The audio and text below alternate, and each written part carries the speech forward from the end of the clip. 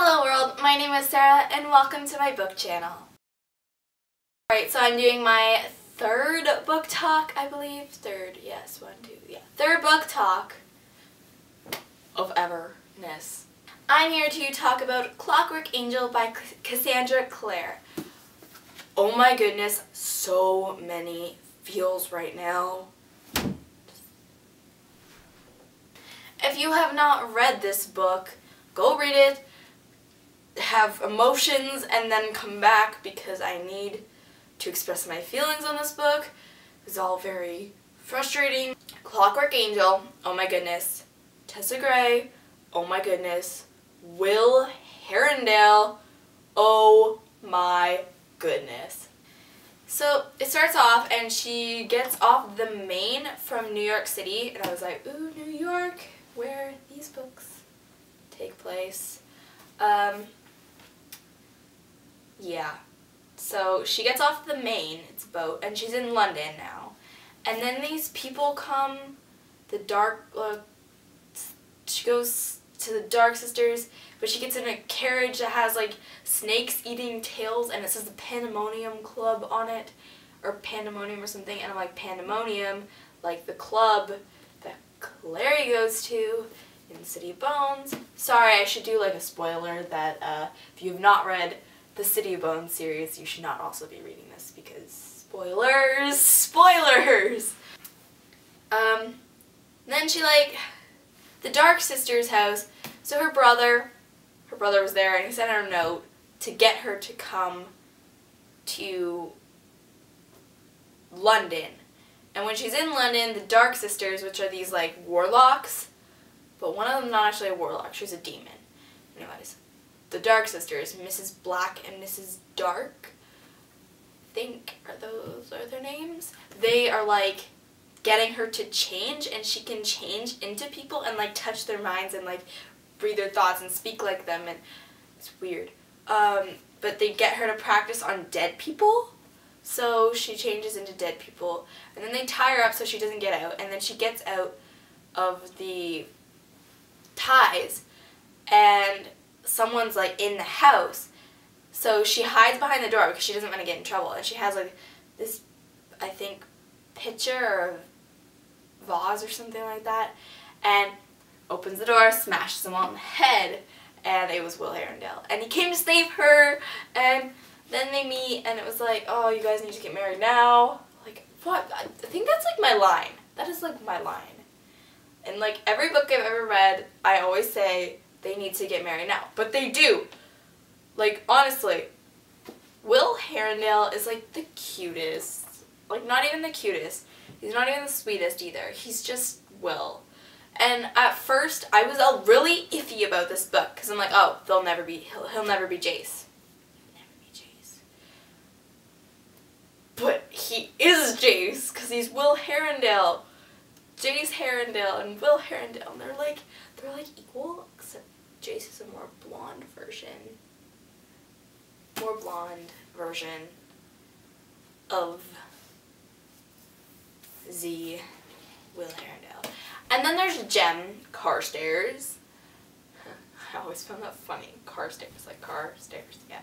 Anyways, Jem is really sweet. Like, honestly, he's so sweet to Tessa. But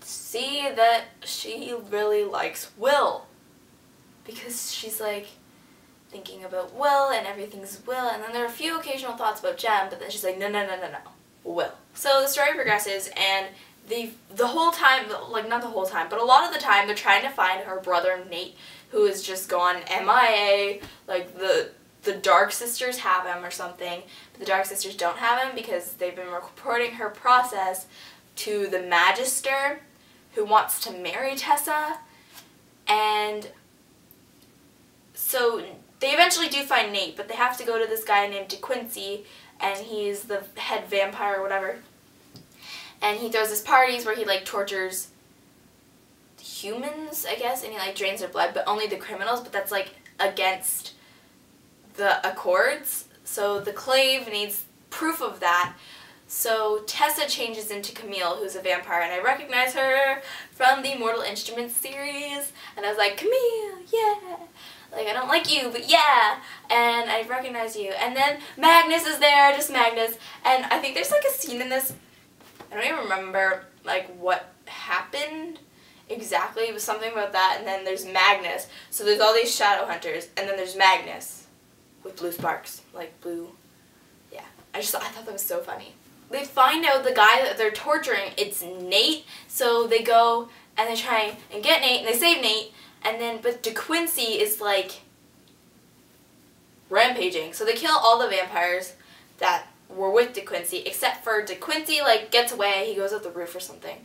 But Tessa's there on the ground, and she's like, ah. So they go back, and Jessamine, I thought she'd be like Isabel, where she'd be like total, like, kick butt and like be amazing and nice and sweet, but Jessamine just, does that change as the series progresses?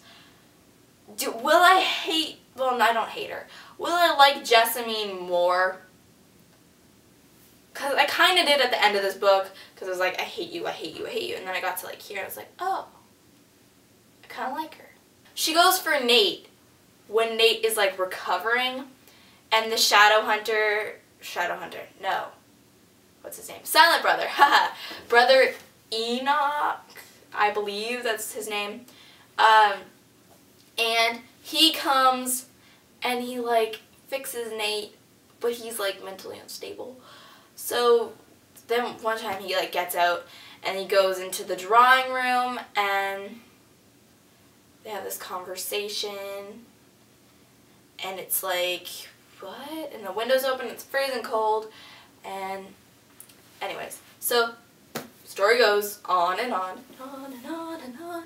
And I was never bored once during this book. Maybe at the beginning. And then it's Cassandra Clare, so come on. Like, you have to always give her a chance, like, no matter what. And then, oh my gosh, it hit me like a brick wall. I was like, I love this book. So, at the end, it turns out that Nate was, like, in cahoots with the Magister. And so he tries to get Charlotte and Henry, which are like the Institute runners, they run the Institute, so he gets them and the whole Enclave to go attack DeQuincy at his home. And Jem and Will stay at the Institute with everyone else. Well, with the girls and Thomas and Agatha and Sophie and himself, I guess.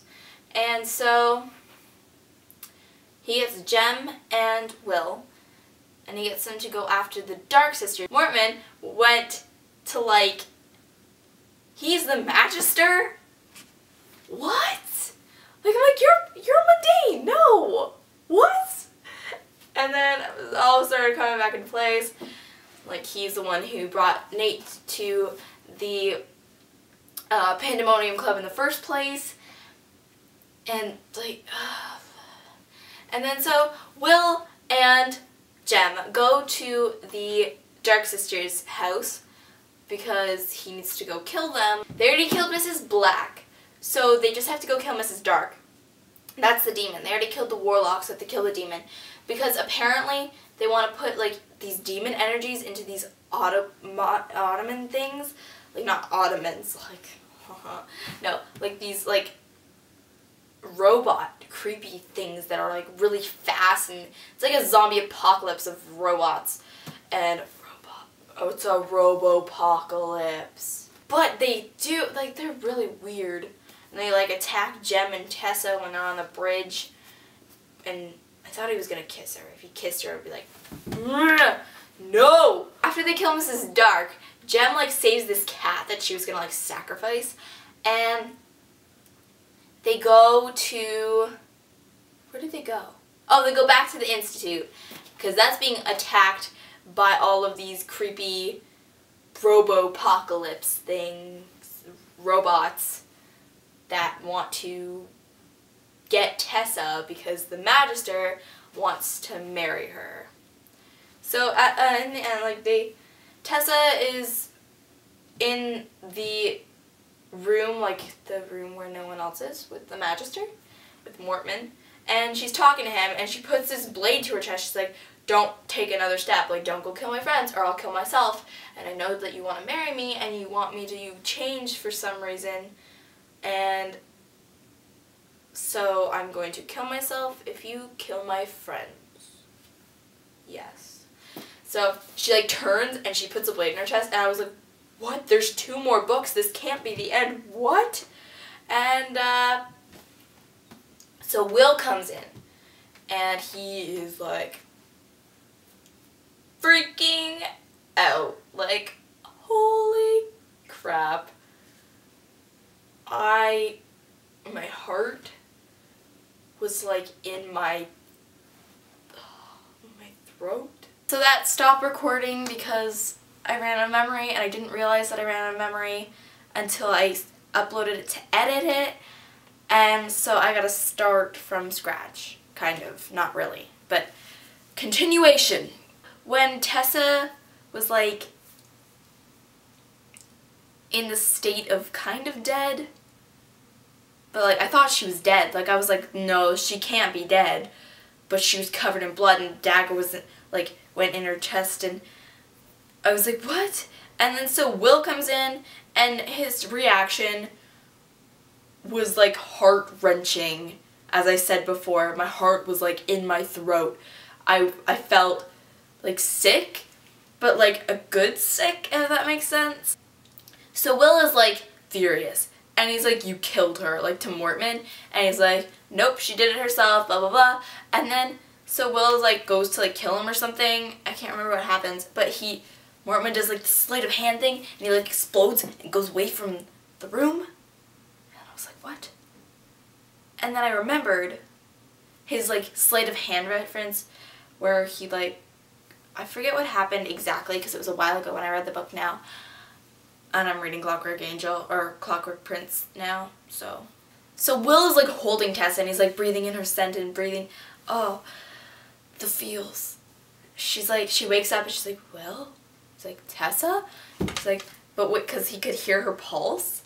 And I was like, yeah, she's not dead. And then they have like a moment, and it was all really sweet. And it turns out that it wasn't actually her. Before she like pushed the dagger in, she didn't actually push the dagger in at all. She turned and she fell forward, so it looked like she put the dagger in, and she turned really quickly. And so she fell forward, and the person she changed into, they got hit by a car or something, so there was blood everywhere. And I was like, whoa, makes sense. And she actually fainted from changing really quickly, and then she had to pretend that she was dead, and she heard everything that Will said, and I was like, aw. She finds out that Tessa can't have any kids. That's a little upsetting. Another upsetting thing is Thomas dies and Agatha dies, which is really upsetting because they were really sweet. I'm glad that nothing happened to Charlotte and Henry because I love Charlotte, and I especially love Henry. Henry is just the sweetest. Like, he's so oblivious to things, and it's the best. I kind of like Jessamine more towards the end than I had at the beginning of the book because she wasn't as, I don't know, stuck up-ish, and she saved them with her parasol, kind of. Well, she tried, and yeah. Jem and Tessa are in the library, and her angel comes back because her angel saved her, her clockwork angel that's around her neck. And so Mortman's still gone, so they need to find him in the second book, which I'm reading right now, and that's going to be interesting. And they need to go and find... Who else do you need to find? I don't remember. Oh, Nate. Nate is like, what happened to Nate? Nate, where are you? Anyways, it ends with Will asking a question in the epilogue. And he's like, well, Magnus asks, so it's like, Magnus reached behind himself and locked the parlor door. Very well, he said. Why don't you tell me what the problem is? How could it end like that? Well, obviously I know how it could end like that. You want to know what he's talking about, and then you want to read the book. By the way, I reorganized my shelves. Do you like them? They're rainbow. Alright, so I hope you enjoyed that little bit of Clockwork Angel. My little review. Well, it's not very little, it's actually quite long. But if you stuck through it, thank you. And also, I have a Goodreads page account thing now. I will link that down below, and it's also linked on my channel. If you haven't, it will be linked below from now on in all of my videos. And yeah, and so I hope you enjoyed this. Comment, rate, subscribe, and I'll talk to you guys next time. Also, leave requests for any books you want me to read down below. Bye!